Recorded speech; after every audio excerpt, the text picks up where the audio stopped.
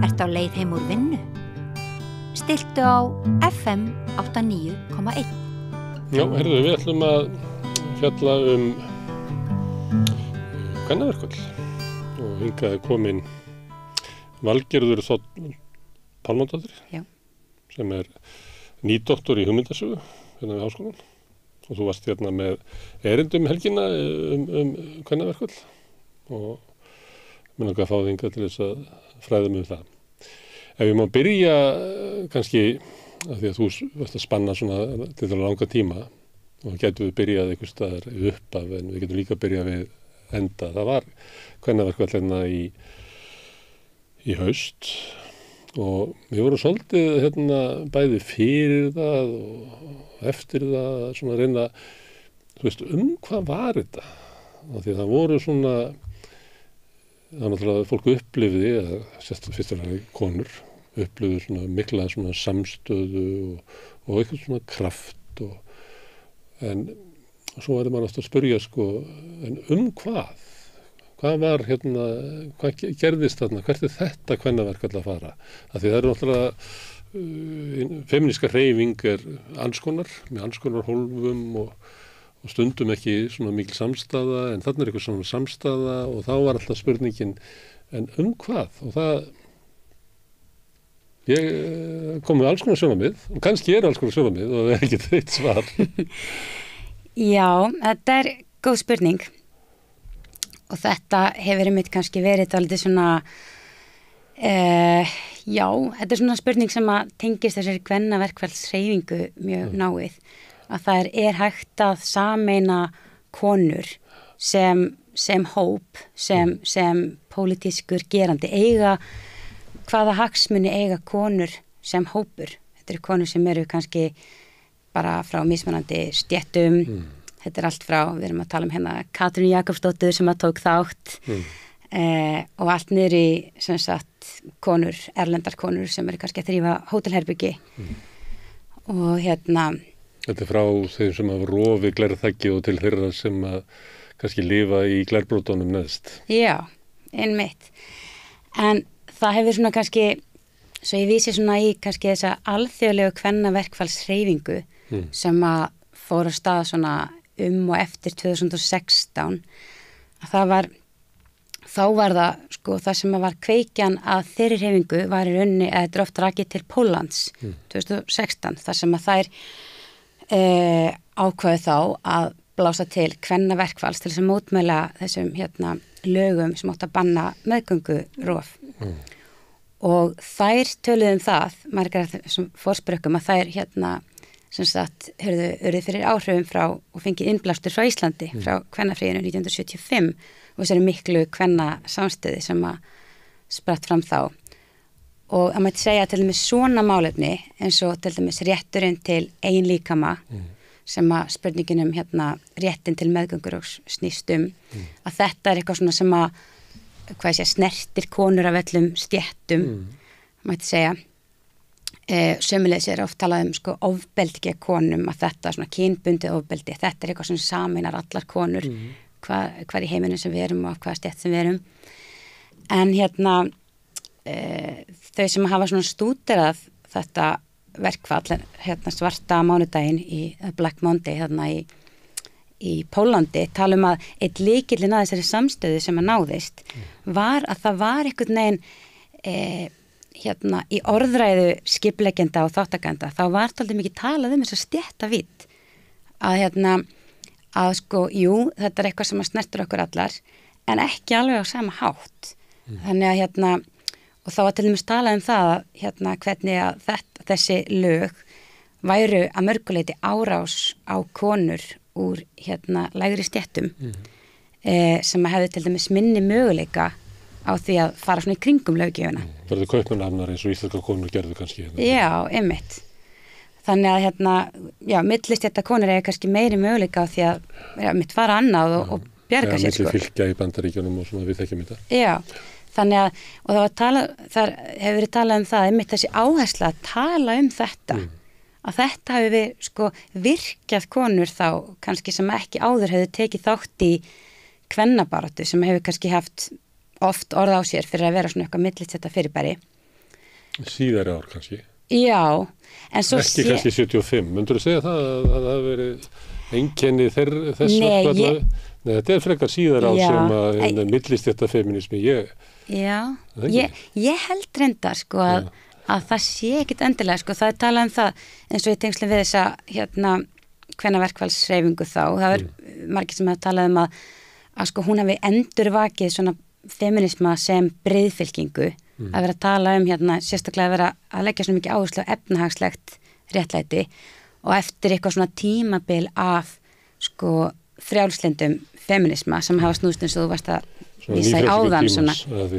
Snerist svona valdeflingu einstaklingsins og að hver kona ætti að hafa sömu tækifæri og kall en ekki horta á kannski svona félagslegu mismunun sem að í samfélaginu. Akkurat, já, að það hefur verið svona einmitt svona kannski mikil áhersla á þetta með að eiga sér fulltrúa á í efstu í stjórnunastöðum eða valdastöðum í samfélaginu, þessi umræðum að brjóta glerþök og Katrín var í þessu ráðundur fyrir mig gæti pólskur innflytjandi sem að skúra hótel sagt að það kannski ekki alveg sýnilegt hvað það verður ekki mikið batnað hennar staða, kannski versnað. Já, kannski, að þá einhvern veginn komið, það eins og hún Gyða Margrét Pétursdóttir sem prófessor í kynjafræði í háskólanum, hún talar það að við höfum lifað lengi á einhvers svona tímabili sem að einkennist af svona áru kynjajafnréttis. Ísland hefur svona verið á toppi svona ýmissa svona lista, samanburðarlista kynjajafnrétti og svoleiðis og þá alls konar svona atriði sem eru tekin fram að það hafa konur komist í þessar æðstu stöður, við hefum haft kvenforseta, forsætisráðherra, meira segja samkynhneigðan forsætisráðherra konu, þannig að við skorum hátt þar og þá hægt að segja já, jafnrétti komið, en svo að maður skoðar þetta aðeins öðruvísi, hefur staðan batnað fyrir verkakonu af erlendum uppruna. En á þetta ekki við eiginlega alla svona mannréttindabaráttu, við getum ekki sagt þetta baráttur svartra í Bandaríkjunum að það hefur verið gríðarleg breyting á síðustu 60 árum á millistéttar manni menntuðum á austurströnd Bandaríkjana en kannski sáralítil breyting hjá fátækri svartri konu í Suðuríkjunum. Það er svona ávinningurinn af frelsisbaráttunni að hann bara leggst æði misjafnlega. Það er einmitt máli að það er svona þetta með þessa svona kannski frjálslyndu réttindabaráttu eða svona eins og sem kannski sumir hafa gagnrýnt fyrir það, það verður eitthvað svona tóken eða svona, það verður svona tákgrænt að við erum núna það er, þú veist, eitt svartur karakter, það er ein kona, það er ein trans karakter, ef við tölum svona svo bíómyndir eða svoleiðis. En þá er það líka svona kannski eins og feminískur heimspekingur fræðikona Nancy Fraser hefur talað að það hefur verið svo mikil áhersla á þessu viðurkenningu viðurkenningu á mismun og margbreytileika og allir að fá sjást og heyrast og þannig og þá hafa verið kannski einmitt orðið til þess að kannski sem jákvætt að mörgu leyti og það spurninga þannig er ekki hægt að aðskilja þetta alveg, það er einhvers konar félagsleg. Það hjálpar okkur kannski ekki í sárum raunveruleikanum að hafa eitthvað svona tákmyndur árangur eða við finnum það ekki bara á eigin skinni að sé eitthvað árangur. Já, og þá getur náttúrulega talað inn í þessa mýtu eða svona þessa hugmyndum það að þú ert nú duglegur þá getur þú líka eignast bens og villu. Sem að því og hinn endin á því er það ef þú ert fátæk að þá er bara eitthvað að þér. Já, einmitt. Akkurat. Þú er ekki tekti nógu langt eftir bata og þú er gefist upp og í sjálfum sér getur við ekkert gert í því, það er bara þitt persónulega vandamál og eru lyft við því. Það er einmitt og svo, en þetta hafa einmitt feministir á Íslandi gagnrýnt með frasanum sem var skamstafið í K-þ-b vafdi eða konur þurfa bara að vera duglegri við það er náttúrulega líka hluti af þessu, þetta svona ábyrðinni varpað á einstaklingin en þá er svona einmitt svona og þá er það spurningu svo hvernig er lykillinn að einhverju svona fjölda samstöðu eða endurvekja þá eða svona, hvað ég segja endurvekja feminisma sem fjölda hreyfingu eða eða svona finna þessa róttækni í sko, hérna, já, ég veit ekki hvort maður þetta segja aftur að róttækninni eða aftur hvarf eða að því að það er alltaf eitthvað nýtt sem við erum að kljást við, sko. Þörfin á svona endursköpun til þess að láta hreyfinguna sko, þjóna nútímanum einhvern veginn. Women Mars, sem að var ætlaði að gera 2016, þannig að þegar Trump var gerðin. Já, einmitt. Þá var maður svona aðeins að fylgjast með þessu að því þetta var svona hreyfing sem að vera að verða til og það var, fannst maður að vera mjög áberandi að millistéttar feministarnir verðu að víkja aðeins og hleypa inn í hreyfinguna fleirum.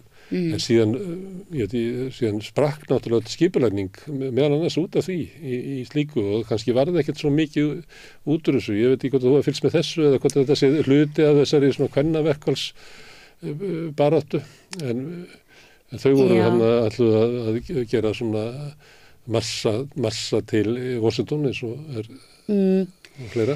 Kveikjan að því var náttúrulega kosning Trump. Og ég myndi segja að þetta sé svolítið hluti af svona sama sögulega mómenti að það er þessi Women's March sem að spratti mitt, var það ekki kveikjan að því þegar Trump sagði eitthvað grab them by the pussy og svo fóru konur að búa sér til svona bleikar einhverjar pussyhúfur og þannig sko.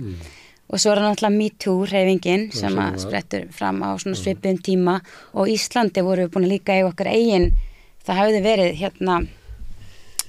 svona tala um þessa tilfinningabyltingu og svona frásagna af ofbeldi, kynbundnu ofbeldi og áreitni hefði verið áður og svo náttúrulega Free the Nipple. Þetta er svona, sko, þú veist að þetta er náttúrulega líka eitthvað, þessi reynsla af kynbundnu áreiti og áreitni og ofbeldi er eitthvað svona sem að er sameinandi afl. En þá er það einmitt svona, sko, ef við erum ekki með svona einhvers konar intersectional greiningu á það líka, að tala sko stéttavíddina, að þá kannski á þetta til að verða kannski að einhver liti brotlaust eða þá að þetta verður svona, þá sér maður ofbeldi í svona einhverju svona einangrað frá annars hvernig samfélagið er skipulagt. Þú veit, eins og til dæmis ef við svo mikilvægt að tala um það að allar konur kannski og kvár og fólk sem fellur ekki inn í þetta norm á meiri hættu að verða fyrir ofbeldi. En svo kannski lýsir ofbeldi sér á mismunandi hátt eftir því af hvaða stétt þú ert og svona þín bjargráð eru önnur. Og svo er kannski líka ef við tölum sko ofbeldi sem svona kerfiðsbundið og þá getum við talað um þá svona eins og kannski arðrán eða þú veist hvernig vinnu þú átt kost á og hvernig er komið fram við í vinnunni sem, ef við talum það sem kynbundið, stéttalegt ofbeldi eða maður geti sagt sem svo sko. Það kom fram í þessum MeToo-sögum af því að þetta kom í svona klösum. Byrjaði eitthvað í leikhúsinu eða ég man ekki alveg hvernig þráðurinn var. En svo komu frásagnir innflytjenda í láglaunastörfum. Og þá fannst mér nú afhjúpast að eins og kannski maður átti alltaf að vita að ofbeldi grasserar í ójöfnu valdahlutföllum.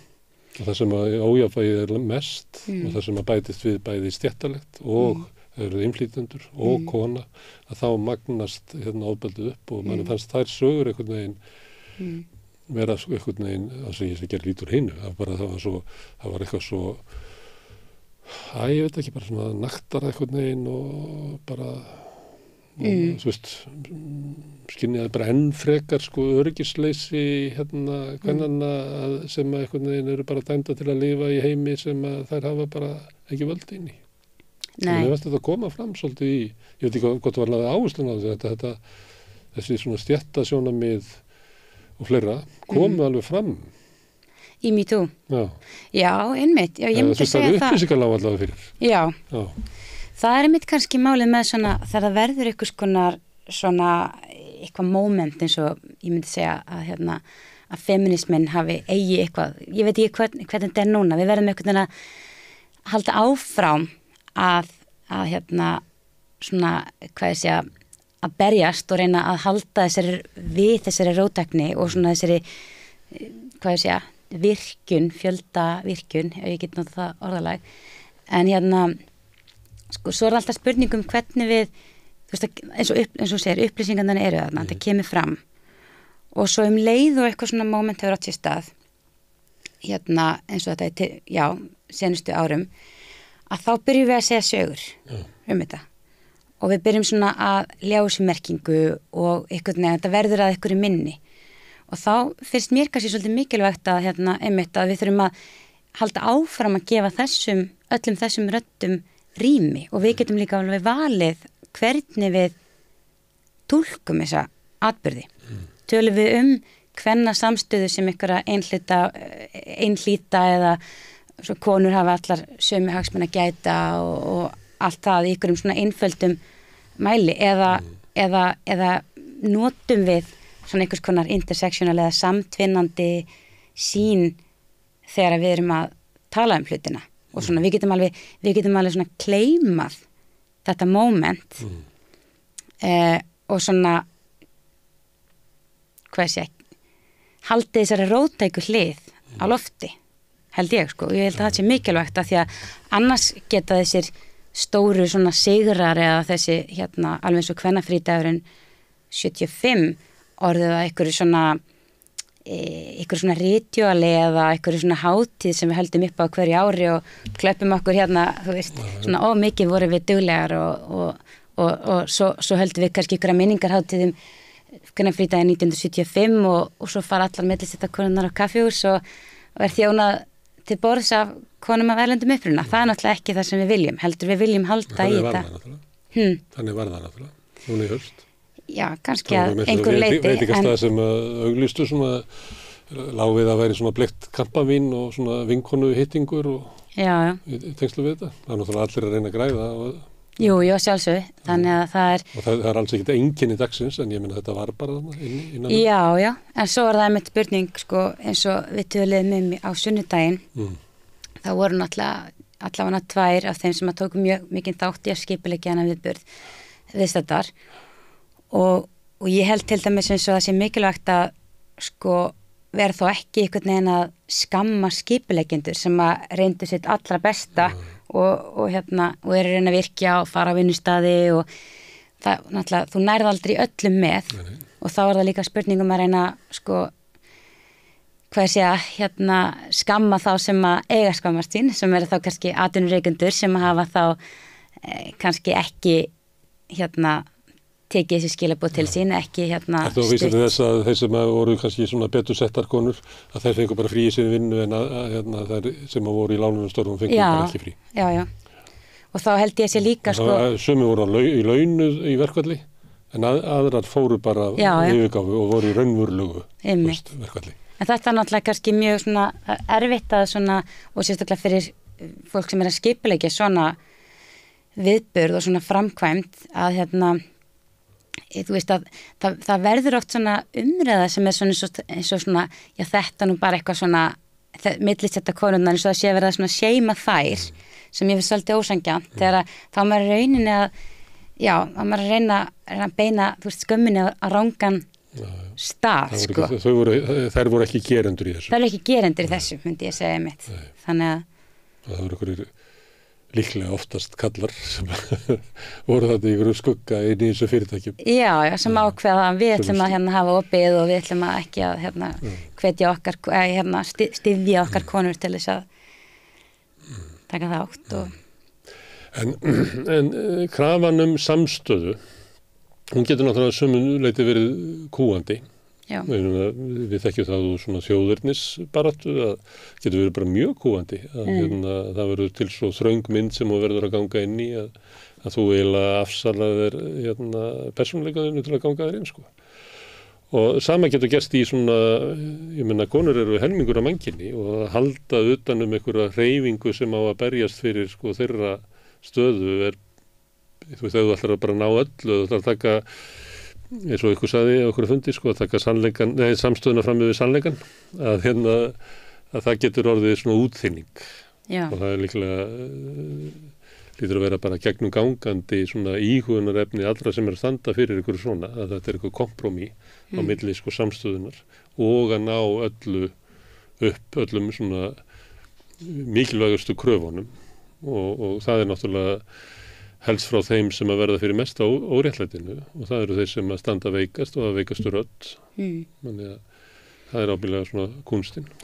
Já, það er það og eins og þú segir með sko bara þú veist, eiga allar konur sem hagsmuna gæta? Nei, kannski ekki.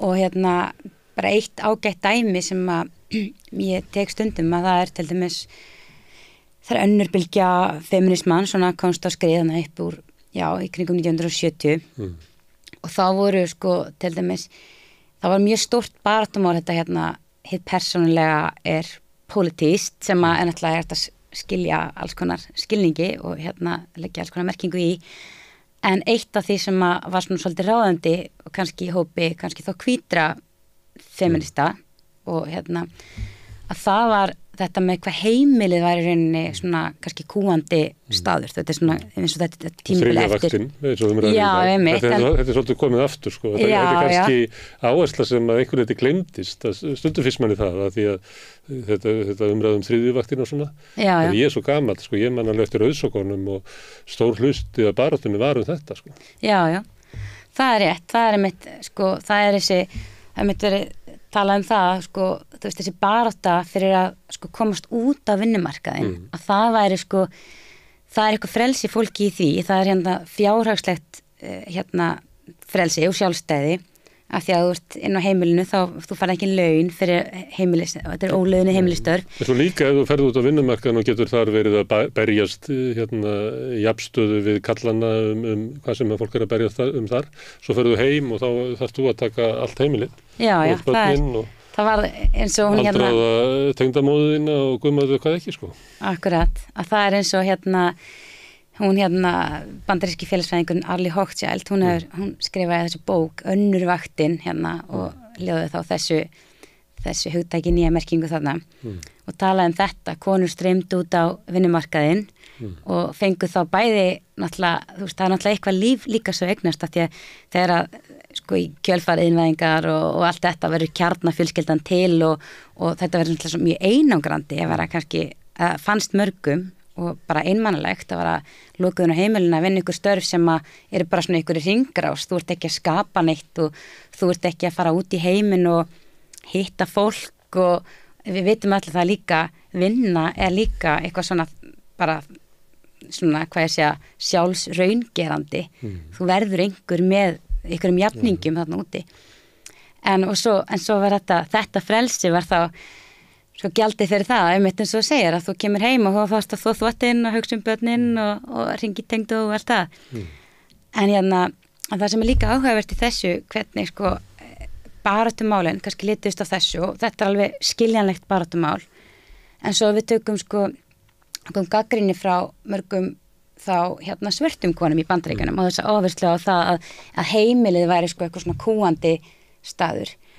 Að þær gagnrýndi þetta, þessi áherslu bara, sko, fyrir okkur er heimilið líka griðastaður af því það er griðastaður frá rasismannum sem við upplifum þarna úti. Og við erum líka í okkar fjölskyldu og með okkar maka sem er kannski líka öllum líkindum líka kannski svartur og við erum saman í ykkur þannig að okkar barátta er ekki alveg nákvæmlega eins og ykkar.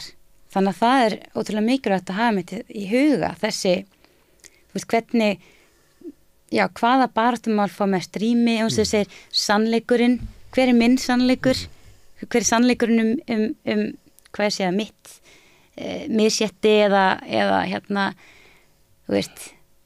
Svo eitt sem getur verið líka ef við erum að horfa á svona millistétti, ef að millistéttar konur hafi dregið femínísku baráttuna, fram að þessum tíma sem við erum kannski að tala að þá gerist það líka náttúrulega að með svona bara bættum kjörum og það að þessu tvær fyrirvinnur á heimilinu og öðru slíku að þá var svona hluti af heimilistörunum bara outsourcað til vinnukvenna sem oft voru sko lágstéttar konur sem að þrifu heimilið og eitthvað svona, þannig að kynja átökin inn á heimilinu hjá millistéttinni mildari heldur en þú kemur inn í lágstéttina sem að hafa ekki efna á því að bara kaupið í burtu með vinnu kvenna sem lánuna kvenna.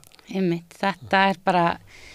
þetta mjög góð punktur og þetta sýnir líka hvernig hvað segja átökin milli þá einhvers konar frjálslyns feminisma sem þá svolítið svona einmitt einkennist af kannski einstaklingshyggju og og hvernig sko takmarkanir þess konar feminisma það þjónar alltaf ekki hinum sem undir sko.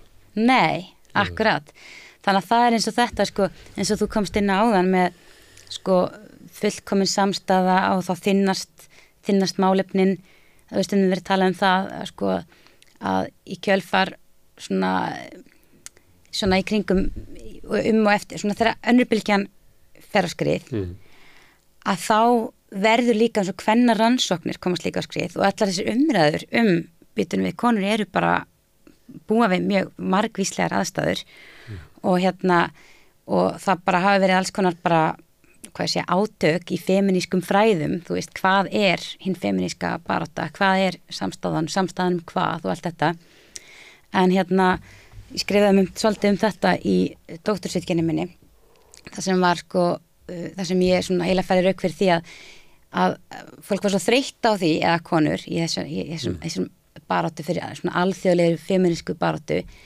þreytt á þessum hártónum hvað kona, konan til þetta var svona svo líka að vera poststruktúralismin kemst að skrifa svona og þá svona við verðum að finna eitthvað baráttumál sem að saminar allar konur og þá það einmitt ofbeldi og svo getur það einmitt eins og komið náðan að það getur líka orðið dálítið þunnt baráttumál ef það ekki eitthvað svona samfélagsleg greining á bakvið og það náttúrulega ef allir eru sammála og það bara fullkomin samstæða, þá erum við að fela það einhver átök þarna undir.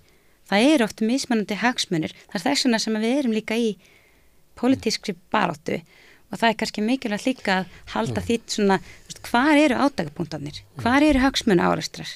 Áttu við að það sé eitthvað sem við sjáum ekki inni í ofbeldinu eða áttu við að áherslan á ofbeldi geti leyti þess að við sjáum ekki annað misrétti sem að bæði kemur út af að fólk eru konur en líka að fólk af lægri stéttum og það magnast þá upp að við sjáum það ekki að þá erum við bara að tala ofbeldið og leiðilegt að segja þetta svona bara svona, ég meina það við erum ekki að gera lítið úr því baráttuhöfni en þú veist að koma tímabil það sem lögð áherslu á það að þá hverfur eiginlega athyglin á annað og það það sem kannski að vakna þarna til dæmis að því við fórum til Bandaríkjanna á það fannst mér vera svolítið augljóst að það væri svona vilji til þess að draga inn önnur element inn í kvennabaráttuna Það sko, ég alveg sammála þessu að það getur verið mynd svona dregur athyglinna frá öðrum málefnum og svo það líka, ég meina til dæmis, sko, við hefum alveg séð það gegnum tíðina hvernig svona sko svona, hvað ég segja, proto-feminísk orðræða svona hijackuð eða þannig af kannski einhverjum ráðandi öflum og það þekkt þegar að Bandaríkin notuðu sem sagt mannréttindi afganskra kvenna sem yfirskinn til þess að ráðast inn í landið og þetta til dæmis sko þá verður maður einhvern veginn að fatta bitun og við, hvað í gangi hér sko og svo náttúrulega það líka þráður sem að hefur kannski fyllt svona kannski, maður talar kannski vestrænan hvítan feminisma, það náttúrulega líka eins og annari svona hvað sé mannréttindabaráttu oft að það svona það þetta hvíti bjargvætturinn sko sem að kemur og það við heldur líka valda misræmi ef það koma hvítar konur sem með sinnskilninga og hvað frelsi kvenna og allt það og þið eru svo kúaðar og svo fyrir og þá réttindi samkynniðra líka mikið notuð í þessu tilgangi. Já, og við sjáum það líka núna til dæmis eins og í Palestínu að þá og ég að fylgja á samfélagsmiðlum einhverjum hópi sem Palestinian Feminist Collective þar sem að þær eru að leggja svolítið mikla áherslu á þetta, það er ekki gott fyrir okkur, það gagnast okkur ekki að þið séð að skrímsla veiða mennina okkar, syni, bræður, feður, núna, sko, við erum að kljást við annar, núna sko, þetta er heimsvalda stefna og sko, nýlendu, yfirgangur. Og enduróma, sko, röddum sem að koma innan úr nýlendu. Já, einmitt. Þannig að þetta Þannig að passið ykkur að við getum upplifað ykkur sem andstæðinga, ekki samherja. Já. Þannig að það er bara svo ótrúlega mikilvægt þess að, sko, maður áttar sér alltaf meira og meira á mikilvægi þess að vera með eitthvað konar svona samtvinnaða greiningu, bara í allri svona mannréttindabaráttu, held ég. Ég stundum tala við fólk baráttu samkynhneigðra alveg frá svona 8. áratugnum og 9. áratugnum og þú kannast við að það voru svona átök þar svona fyrir ekki svo löngu síðan það, þú veist hvert hreyfingin ætti að fara. Já. Og þegar maður er að hlusta á fólk segja þessa sögu og það var náttúrulega mikil svona fólk er náttúrulega mikla persónulega tengsl við baráttusögur sína það sem er að berjast fyrir bara einn tilvist og svo fer þróunin eitthvað sem að það kannast ekki við og finnst það ekki tengja eins mikið við og þar finnum maður þetta sama við eigum þessa baráttu saman og verðum að hafa hana saman en svo kannski rúmust við ekki inn í henni og þá hef ég alltaf verið að spyrja sko fólkið getur ekki bara verið það að samkynhneigðir og hinsegin fólk og kynsegin fólk er bara orðið svo fjölmennt að núna rúmar baráttan bara miklu fleiri herbergi og þörfin á því allir séu einhvern veginn í sömu baráttunni að hún sé farin og þetta eftir náttúrulega miklu frekar við konur að þú veist getur eitthvað svona móður barátta sem að getur umverulega haldið þessu öllu saman kannski það bara gaman að reyna það en ég menna ekki reikna með þess að hægt sko. En þetta er rosalega áhugaverð pæling og tengist á líka svolítið svona inn á þessar umræðu þá hvenna verkfalls hugmyndina sem einmitt snýst þetta að allavega í þessari nýju mynd sko, þessari alþjóðlegu kvennahreyfingu og líka hér á Íslandi núna að við getum svona hugmyndin er svolítið við getum víst sameinast við þurfum ekki að vera sammála nákvæmlega allt en við þurfum að koma svolítið upp úr þessu það er kannski þetta þú veist eins og sem hafa talað að ef við festumst í svona sjálfsmyndar pólitík og svona litlum hópum og við eigum ekkert sameiginlegt með þú veist þetta er náttúrulega þekkt innan bara, þú veist, þetta er líka kannski bara eina ástæði fyrir því að vinstrið er alltaf tvístrað að það tekst ekki að sameina stóra hreyfingu af því að nei, við erum mástar, nei, við erum trotskístar, þetta er alveg þekkt þema. Þetta peningahagsmunina sem að sameina hægrið. Já, en svo er það kannski líka því að þú veist, það er kannski svolítið viðlöðandi þetta kannski vinstrið og þessar mannréttindabaráttur sem eru oftar á vinstri vengnum að það er bara svo mikil sko, það er mikil sjálfskoðun í gangi það eru alls konar kenningar í gangi upphaf eða svona þú veist, upphaf misréttisins eða hvernig þetta einkennist eða hverju eru lausnirnar að þá stundum svona missum að það er svona sjónar mér á stóra markmiðinu sko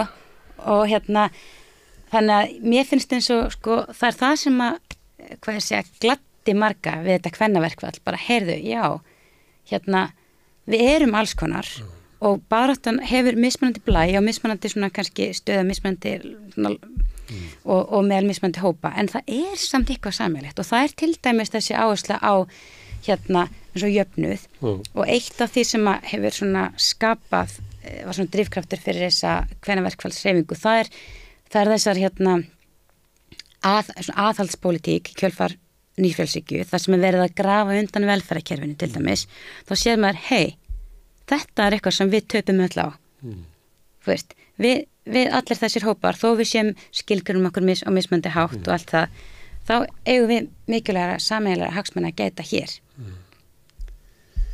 Sko maður getur svona ímyndað sér að þetta séu svona eins og bara tjaldbúðir Þarna eitt tjald og það eru lesbíski feministar og þarna eru svartir feministar og þarna eru, við getum bara haft samkynniðir og það eru fatlaðir og það eru umhverfisinnar og í svona gegnum nýfrjálsvíkju tíman þá voru allir að bara berjast fyrir sínu af því að það var eitthvað svona trúum það að hugmyndabaráttan væri eins og markaður, að allir eru bara að berjast fyrir sínu og svo eru bara eins og eitthvað samkeppni á markaði og þannig myndi það nást. En svo kannski vaknar fólk upp við það kannski eftir 2008 að þarna almenningurinn hann á milli sem ætti að halda hinni almennu baráttu uppi, að við höfum ekkert sinnt honum. Við höfum eiginlega ekkert verið í því að svara því á milli okkar hvernig samfélag ætlum við að byggja upp til þess að svartir feministar og lesbíski feministar og umhverfissinnarnir geti náð árangri því að raunlega staðan kannski þannig að ekkert af þessu tjöldum mun vinna nema við vinnum almenningin hérna í miðjunni. Og í almenningur í miðjunni kannski 80% af öllu því sem hver einasti hópur vill er sigur sem þar og forseta fyrir því að vinna þarna. Og þá kemur eftir alla þessa tvístrum baráttunar. Hvernig ætlum við að fara að því að vera inn í almenningunum og berjast saman? Og kannski það spurningin sem þessi hreyfing að reyna að svara. Já, ég held það. Mér finnst þetta bara ágætt greiningkjæður, að það einmitt svona hvernig getum við unnið saman og skapa fjöldarhefingu en samt gefur rými fyrir þennan margbreytileika á þess að einmitt, þú veist eins og þú talar kúgun samstöðunar að það sé rými en það sé samt, við missum ekki sjónar á þessu sameiginlega og eins og þú segir líka með kannski 80% eða hvað það sem eru ekki aktivistar sem bara venjulegt fólk sem að kannski tengir ekkit við einhverja pólitíska baráttu og hvernig virkir við þann fjölda, hvaða svo baráttu við líka hálflegið niðri svona að því að það hefur verið bara einhver hugmynd að það er ekki hlutur okkar að ræða saman framtíðina í samfélaginu, heldur á bara framtíðina að koma eitthvað staðar með einhverju nýjum uppfinningum hjá Steve Jobs eða ég veit ekki hvað hún að koma þessi framtíð En ég átti líka bara 80% að vera líka það að segjum að við séum í sikuru tjaldinu og svo tölum við hvað við viljum. Þá getum við fundið samstöðu kannski 80% sem að við eigum sameiginlegt í baráttu okkar. Og þá segjum við, ok, ef við ekki að tvískipta baráttu okkar, stundum tökum við saman að vera í 80% saman og þá höfum við aflið saman. Og svo þegar þú ferði í 20% baráttuna þína og ég í 20% baráttuna þína, þá styð ég þig á þess að ég ætla að vera beint þáttakandi. Ég blessa hana bara. Ég blessa bara gangi ykkur vel og ég styð ykkur. En ég þarf ekki að taka afstöðu til þess, skilur. Einmitt, nú skil ég þig. Við getum verið að rífast 20%. Einmitt. Segja, viltu það? Nei, við getum endað bara samtalið þar. En ekki verið að tala það sem er forseta fyrir því að við getum unnið sikkert sigurinn. Einmitt. Og sem við höfum sannarlega hagsmuni að og við erum bræður og systur í baráttunni. Einmitt, það er einmitt þessi fína lína líka milli þess, hvernig við förum að því að skapa þessa tegundar samstöðu. Af því að það er eins og stundum verið talað það margir til dæmis marxískir feministar eða konur sem voru virkar upp úr 1968 og þannig í þessum hreyfingum og tóku þátt í þessari nýja vinstri og allt það og svo bara þegar þær vildi koma með sínar kvennakröfur þá bara heyrðu býtu þú veist, stelpur, haldið ykkur til hlés fyrst er það stéttabaráttan og svo muna hinn málin leysast þannig að það er heldur ekki við getum ekki farið þá leið að smætta þessi margbreytileika málefni eða hvað ég segja mismun sem er svona kannski menningarlegur og allt þetta þegar vel hvað maður segir, sexisma og rasisma og allt það að segja það sé einhvers konar afleitt af kapitalisma eða svoleiðis þannig að verður að finna ykkur að leið að tala þessi mál þannig að þau sé einhvern veginn svona, í brennidepli á sama tíma en samt eins og segir, við þurfum ekki öll að vera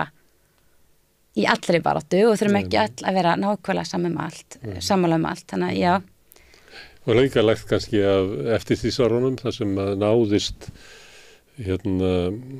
mikill árangur í lífskjörum og réttindum meginþrótt almennings en það var allt á forsendum svona tiltölulega svona einfaldrar hugmyndar það hvers konar manneskjur það væri, þú veist, ég meina við getum endaði sem kjarnafjölskyldan í blokkaríbúð í útkverfinu með eitt bíl og eitthvað svo liðs. Þannig að það var svona of einföld hugmyndum hver árakonar. Einmitt. En þetta ég veit ekki hvað við stöndum í þessu, því að þetta alltaf, gallir líka að allt þetta fólk í allir þessu tjöldum að koma út úr 20, 30, 40 ára tímabili nýfrjálsíkjunnar sem að hefur eiginlega unnið gegn allri svona, bara hugmyndir það að það sé verkefni okkar í sameiningu að komast einhverju niðurstöðu hvað svona samfélag viljum byggja upp. Það já, ég alveg sammála því að nýfrjálsíkja einhvern veginn líka og bara frjálsíkja, þetta menning, þetta einmitt einstaklingsíkja sem að ég held að við séum bara okkar samfélag bara mjög djúpt. Sorkin í. Já, sorkin í, sko. Og týna okkur. Já. Þetta snýst hver er staða mín í samfélaginu, hver eru skyldur mínar og ábyrgð í samfélaginu, sem var breytt raunverulega. Hún sagt við það, þú bara horfðu á sjónvarpið eða eitthvað og við skulum sjá þetta. Við látum hinn ríku bara sjá þetta því að þau eru náttúrulega langt best, þess vegna eru þau rík. Við getum ekki látið henni fátæku stjórna heiminum sem náttúrulega algjöru umturnun því að það var svona hugmynd eftir stríðsárunum að við ættum að byrja á að bæta ágalla þeirra sem að verða fyrir mesta óréttlætinu. Að það væri leiðin til þess að bæta samfélagið. En einhvern veginn yfirgáfi það. Ég segi þetta bara því Já, einmitt. En nei, þetta mér finnst þetta mjög áhugavert og líka margt líka í feminisma sem hefur sterkur þráður í feminisma að gagnrýna einstaklingshyggju og til dæmis það sem kannski núna dálítið svona skemmtilegt og skapandi í feminískri heimspeki og þannig að það eru svona áhersla og svona tengsla verufræði. Og það svona kannski önnur sýn á heiminn og okkur að þú veist heldur þessi einstaklingshyggju, þú veist að við erum í krafti annara. Veist, við verðum til, við erum einhvern veginn öll, við erum háð hvort öðru á djúpstæðan hátt, við erum og það náttúrulega eitthvað svona tengist aftur þessari kvennaverkfallshugmynd með áhersluna á umhyggjustörf og þessi félagslega endur framleiðsla að það ekki bara skeina og skúra, heldur það líka bara þú veist, hvað samfélagið? Við erum einhvern veginn að endurskapa það með því að bara hvernig við komum fram hvort annað og hugsum hvort annað. Þannig að mér finnst það líka vera dálítið svona, já það margt þar, svona skemmtilegt þessi hvernig við svona afbyggjum þessa djúpstæðu einstaklingshyggju. Og horfum á kannski mikilvægi samfélagsins og allt það stórkostlega sem við höfum gert í sameiningu. Já. Það líka ég man ekki hver það var sem hann sagði að upp að mennskunar var leggur sem auðsóla hafði verið búið að þannig að gæti gróið aftur eftir að hafa brotnað en ekki örvótatir allir. Einmitt, já. Þannig að það er eins og við þurfum að fara eiginlega í að endurskoða bara hugmyndur okkar mannin og samfélag. Já. Af því að við erum að koma út úr mjög slæmu tímabili. Einmitt. Að ég kall og stundum horfi ég á kvennahreyfinguna og svona að því að það þessi umræða og kannski bara að því að konur svo margar og þetta svo stór hreyfing og svona þessi umræða að geta haldið inni svona réttindabaráttu og frelsisbaráttu ólíkra hópa og svona þessi svona hugmyndur svona móðurbaráttuna og finnst manni að því að konur náttúrulega börðust frá því að vera bara eign karlmannsins ekki taldi með í hennu formlega samfélagi störf þeirra voru ekki launuð þannig að þetta bara kortir í frá því að vera gripfénaður en þeim tekst að heyja baráttu og komast til þeirra jafnstöðu sem að Íslendingar að flagga þeirra að stæra sig af þessu á bara kannski 4 kynslum 5 kynslum, stórkostlegt og þá veldur maður fyrir sér að hvort að svo barátta sem óunnin af því að það svo margt eins og hefur komið fram í okkur það svo margt sem maður þarf að gera í viðbót hvort að maður geti sagt að við getum náðu þessum árangri ef að kvennabaráttan næra halda þessu inn í sér og náðu þessu fram af því að eða er þetta svona frekja kalsins sem stendur fyrir utan að þið, eins og stundu getur unga fólki við umhverfismál, að þau eigi að redda þessu? Að maður segir, maður hefur svona, maður fær svona oftrú á kvennarhreyfinguna út af einhverju svona helgi hennar að nái svona miklum árangur á skömmum tíma og að konur hafi sín á hinn undurokaða, það varðveitt inn í hreyfingunni og þess vegna hafi hún svona meiri getu til þess að bera stærra hjarta, meiri húmanisma og kannski getur komið svona meiri árangur út frá henni. Stundum hugsaði ég þetta og ég stundum hugsaði er þetta ekki bara eitthvað svona frekja kalsins sem horfir á þetta líða fram með glugganum? Já, ég svona ég stundum hugsaði þetta því að það koma stundum upp svona í svona baráttu svona einhvers konar þú veist, eins og til dæmis kallar sem að taka þátt í jafnréttisbaráttu að þeir væru þá kannski að þeir verði eitthvað neina að passa sig svo að þeir taki ekki yfir baráttuna eða eitthvað svoleiðis eða og svo sumir kallar sem hafa ekki vilja kalla sig feminista, það var þú veist að já, ég er ekki kona ég get ekki, þú veist, ég er þá frekar kannski prófeministi eða eitthvað svoleiðis eða stuðningsmaður eða eitthvað svoleiðis jafnréttissinni jafnréttissinni en mér finnst mikilvægt að við förum svolítið, þó sé alltaf mikilvægt að við höfum ekki gleyma því að við erum staðsett og við erum með mismunandi bara líkama og reynslu og allt þetta en að fara samt aðeins, þú veist pólitík snýst líka fyrir mér að taka málið aðeins lengra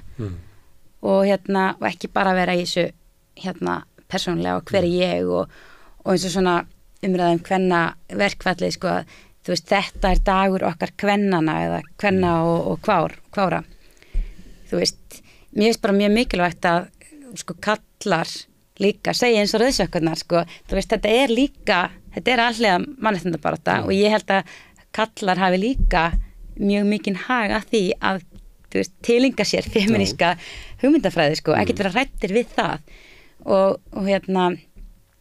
ég held svolítið svona saman erum við sterk ekki að horfa fram hjá því að við erum að díla við sexisma og einmitt rasisma. En við höfum þessa hreyfingu og hún er sterk og hún er svona sögulega aflmikil að því lengra sem að hún fer því betra verður samfélagið. Já, svo sjáum við það líka alveg gegnum söguna eins og til dæmis þessar konur í upphafi 20. aldar, Bríet, Bjarnhéðsdóttir og allar þessar konur, þær áttu vini, kallkyns vini á háttsettum stöðum sem að þær voru að skilurðu, þú veist, agnúast í og ræða við og það hefur alltaf verið og það er alltaf eitthvað samræða við, það myndi ekki hafa gerst eða það væri ekki líka kallar sem að skildu eða sýndu baráttunni samst. Þú vilt ekki hafa þetta eins og í hjallastöfnunni verið bara stráka á stelpudeildir? Ég svona vil einhvern veginn, það er náttúrulega svo aðferðar eitthvað svona leið á einhverju markmiði, náttúrulega það er verið að gengi svolítið út frá því að stelpur þurfum kannski að þjálfa aðra eiginleika heldur en strákar og öfugt þannig að en ég veit það ekki, já ég er svona kannski